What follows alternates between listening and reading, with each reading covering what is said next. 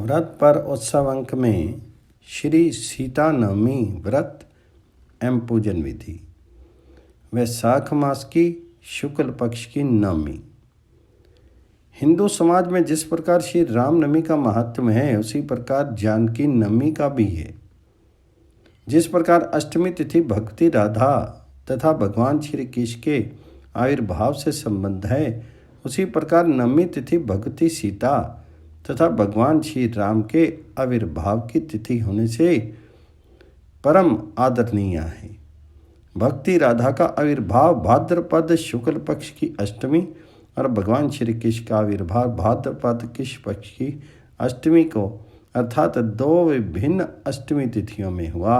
उसी प्रकार भक्ति सीता का आविर्भाव वैशाख मास की शुक्ल पक्ष की नवमी और भगवान श्री राम का आविर्भाव चैत्र मास की शुक्ल पक्ष की नवमी को अर्थात दो विभिन्न नवमी तिथियों में हुआ। हिंदू मात्र के परम आराध्य श्री सीताराम तथा श्री राधा कृष्ण से संबंध आविर्भाव के ये दिवस अति पावन एवं महत्वपूर्ण हैं। इन आविर्भाव दिवसों पर संयम पूर्वक व्रत करने वालों को भक्ति मुक्ति की सहज प्राप्ति हो जाती है। श्री जानकी नवमी के पावन पर्वत पर जो व्रत रखता है तथा भगवान श्री रामचंद्र जी सहित भक्ति श्री सीता जी का अपनी शक्ति के अनुसार भक्ति भावपूर्वक विधि विधान से स उत्साह पूजन वंदन करता है, उसे पृथ्वी दान का फल, महाषोडश दान का फल, अखिल तीर्थ भ्रमण का फल और सर्वभूत दया का फल अनायास ही मिल जाता है। भक्ति सीता की प्रसन्नता समस्त मंगलों का मूल है, सर्वथा आचरणीय है। वैशाख मास की शुक्ल पक्ष की नवमी को, जबकि पुख्य नक्षत्र था, मंगल के दिन संतान प्राप्ति की कामना से यज्ञ की भूमि तैयार करने के लिए राजा जनक हल से भूमि जोत रहे थे, उसी समय पृथ्वी से उक्त देवी का प्राकट्य हुआ। ज्योति ही भूमि को तथा हल की नोक को भी सीता कहते हैं। अतः प्रादुर्भूता भगवती विश्व में सीता के नाम से विख्यात हुई। इसी नवमी की पावन तिथि को भगवती सीता का प्राकट्य उत्सव मनाया जाता है।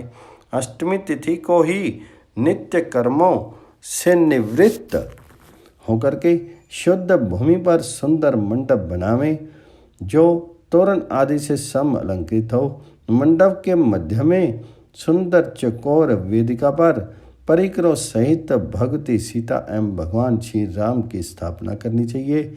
पूजन के लिए स्वर्ण, रजत, ताम्र, पीतल, काठ एवं मिट्टी, इनमें से यथासमर्थ किसी एक वस्तु से बनी हुई प्रतिमा की स्थापना की जा सकती है।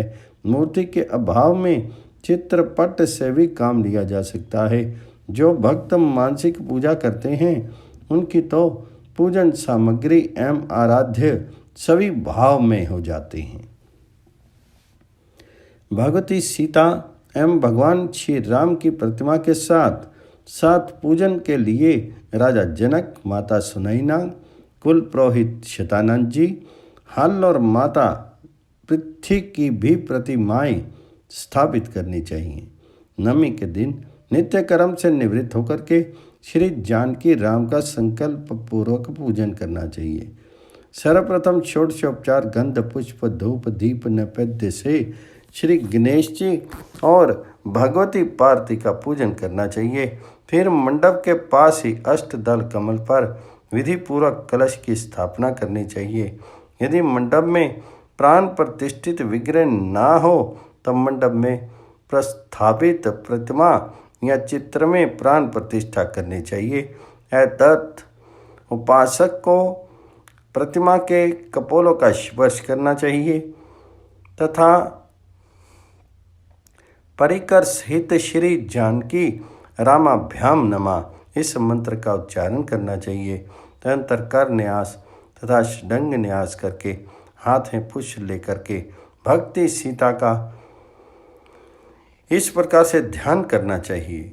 मंडलाकार करण आभूषणों से जिनके कपोल अति सुंदर लग रहे हैं, चूड़ामणि आदि अनेक विध आभूषणों से जिनके विभिन्न अंग अलंकृत हैं, जो रेशमी वस्त्र तथा मणि एवं मोती के हार से भूषित हैं और जिनका चंद्रमा के समान गौर वर्ण है, उन जनक आत्मजा भक्ति सीता का ध्यान करना चाहिए।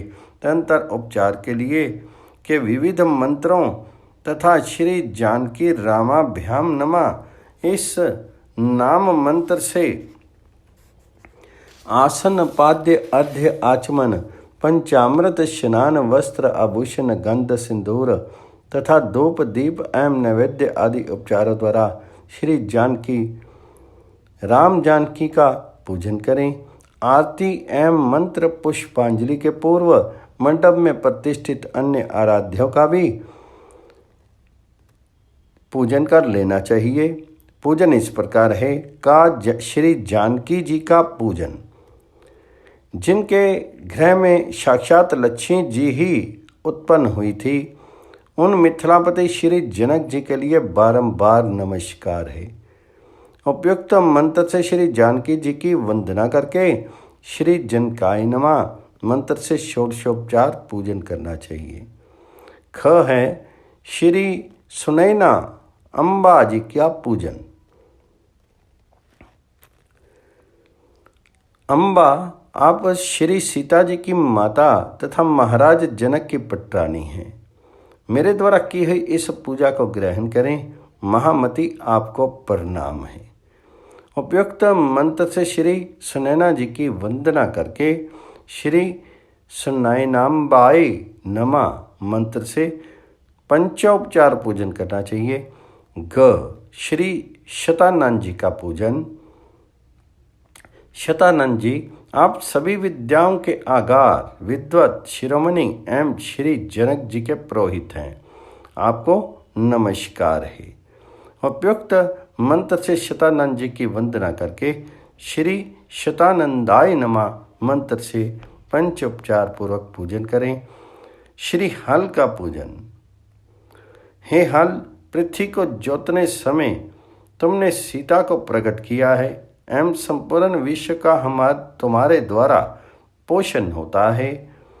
तुम्हें नमस्कार है। उपयुक्त मंत्र से श्री हल की वंदना करके श्री हलाय नमः मंत्र से पंचोपचार पूजन करें।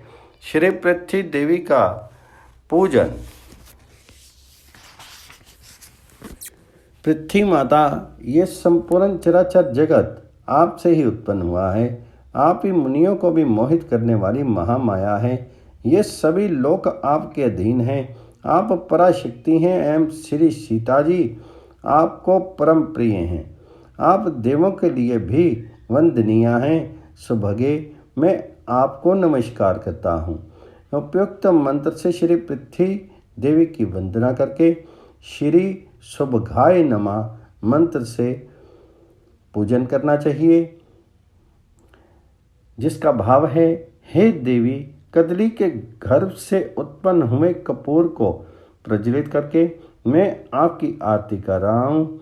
आप इसे देखें तथा मुझे वर प्रदान करें।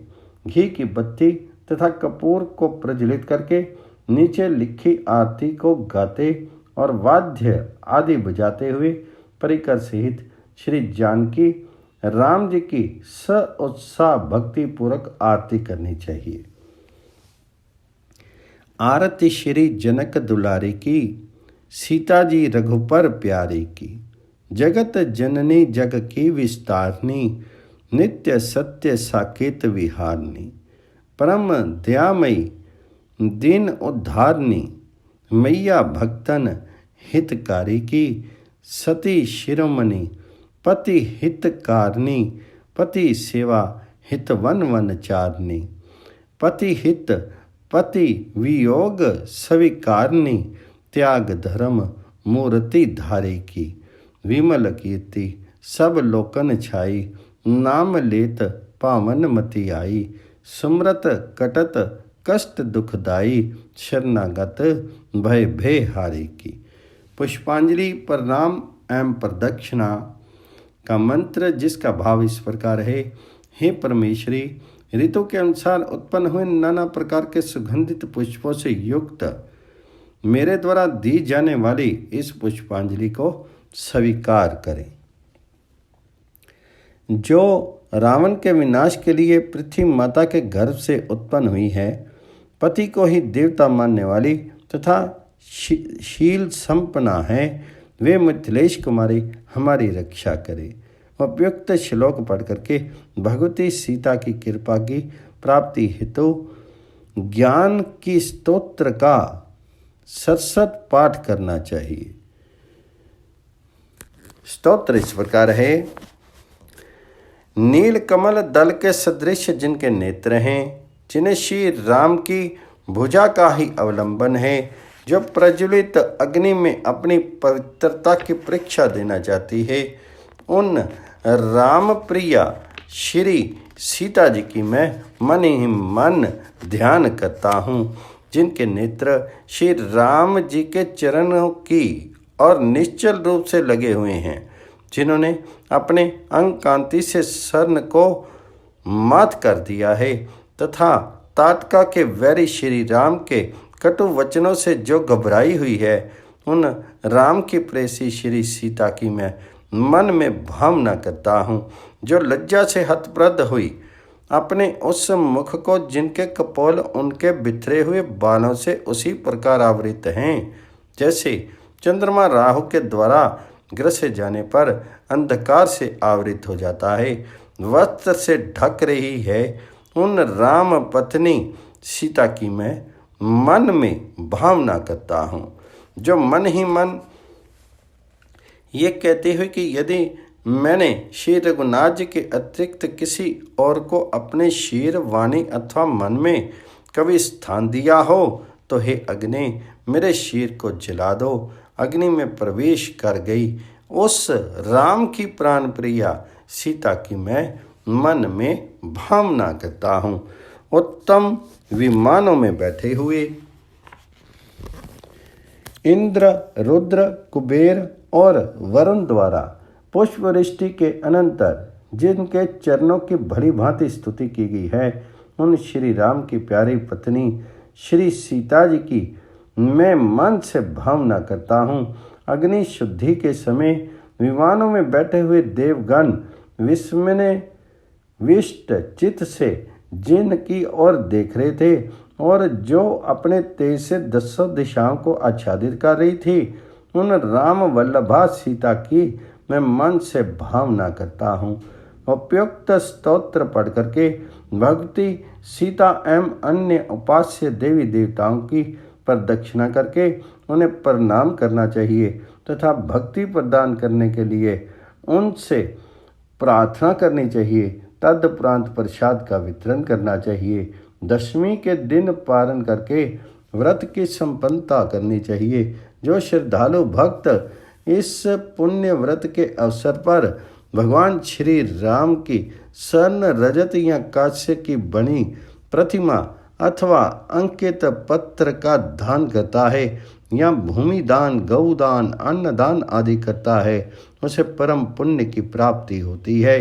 दशवीं के दिन व्रत की पूर्णाहुति करके मंडप का विसर्जन करना चाहिए। इस प्रकार व्रत उत्सव करने वाले पर भक्ति सीता तथा भगवान श्री राम सदा प्रसन्न रहते हैं।